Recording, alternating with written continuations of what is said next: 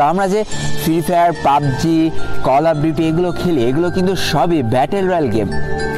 তো বন্ধুরা, আগে জেনে আসি এই ব্যাটেল রয়্যাল গেমের উৎপত্তিটা কোথা থেকে। আসলে কোনো কিছু হুট করে আবিষ্কার করা যায় না, কোনো একটা কিছু থেকে ধারণা নিয়ে একটা নতুন জিনিসের জন্ম হয়। তেমনই বন্ধুরা, মিশন ইম্পসিবল নামে একটা মুভি ছিল, যেটাতে একটা আইসল্যান্ডের মধ্যে কিছু মানুষ আটকা পড়ে যায় এবং একটা পর্যায়ে যে তাদেরকে বাধ্য করা হয় একজন আরেকজনকে হত্যা করার জন্য।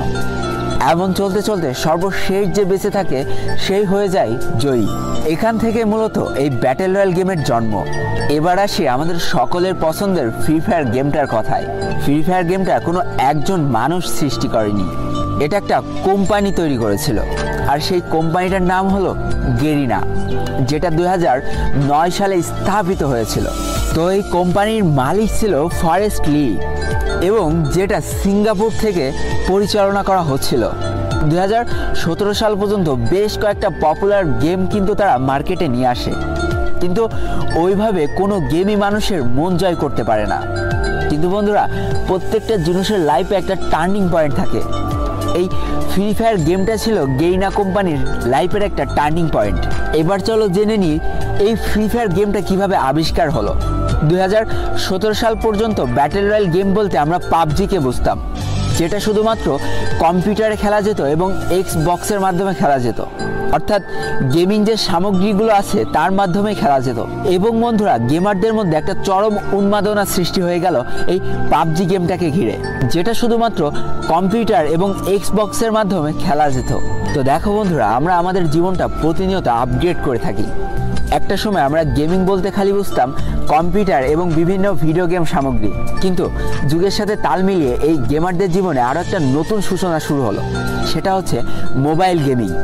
আস্তে আস্তে মোবাইল গেমিংয়ের জনপ্রিয়তা পেতে শুরু করে। ঠিক এমন একটা পর্যায়ে এসে গেরিনা কোম্পানির মালিক ফরেস্ট লি, যে কিনা সিঙ্গাপুর থেকে বিলং করে, সে ভাবে যে কেমন হয় যদি মোবাইলে একটা ব্যাটেল রয়্যাল গেম চালু করা যায়। যেই কথা সেই কাজ। 2017 সাল থেকে শুরু হয় আমাদের এই ভালোবাসার গেমটা তৈরি করার কাজ। একটু একটু করে তৈরি করা হয় ফ্রি ফায়ার গেমটাকে। তো বন্ধুরা, তারা এমনভাবে গেমটা তৈরি করতে চেয়েছিল যেন প্রায় সব ফোনে এই গেমটা সাপোর্ট করে। তাই তো ভালো ফোন, খারাপ ফোন, সব ফোনে যাতে এই গেমটা খেলা যায় সেই চিন্তাকে মাথায় রেখে এই গেমটা তৈরি করার কাজ শুরু করে ফেলে।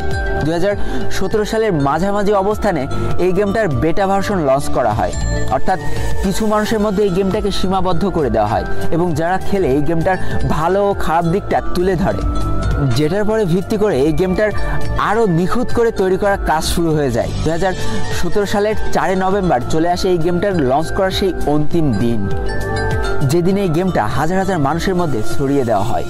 এবং এই গেমটার জনপ্রিয়তা পাওয়ার অন্যতম সেরা কারণ হলো এই গেমটা মাত্র 512 র্যামেও সাপোর্ট। কারণ বন্ধুরা, তখন আমার নিজেরই 512 র্যামের একটা ফোন ছিল, আর এটাই ছিল ফোনের প্রথম ব্যাটেল রয়্যাল গেম।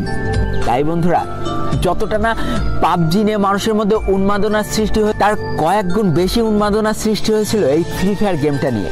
2017 সালের লাস্ট ওই কয়েকটা দিনে 22টা দেশের মধ্যে টপ গেম ছিল এই ফ্রি ফায়ার গেমটা।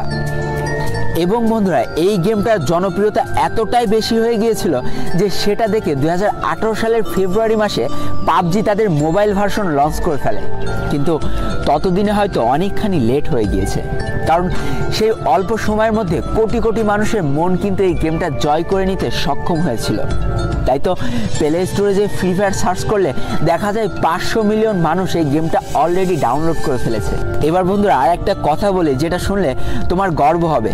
2019 সালে প্লে স্টোরের সবচেয়ে ডাউনলোডেড গেম ছিল ফ্রি ফায়ার গেমটা, এবং যেটার জন্য এই ফ্রি ফায়ার গেমটা অ্যাওয়ার্ডও পায়। আর বন্ধুরা, বর্তমানে এই গেমটার জনপ্রিয়তা যে কতটা বেশি তা হয়তো আমার আর বলে দেওয়া লাগবে না। আবারও বলি, এই গেমটা এত নাম করা কিছু কারণ। এটাই ছিল মোবাইলের প্রথম ব্যাটেল রয়্যাল গেম। এটা সেই গেমই ছিল যেটা কিনা মাত্র 512 র্যামেও খেলা যেত। সময়ের সাথে সাথে, যুগের সাথে তাল মেলাতে মেলাতে হয়তো এই গেমটার প্রোফাইলটা একটু বড় হয়েছে, তাই এখন হয়তো আর 512 র্যামে খেলা যায় না। কিন্তু আমি নিজে একটা সময় 512 র্যামে এই গেমটা খেলেছি। তো এটা ছিল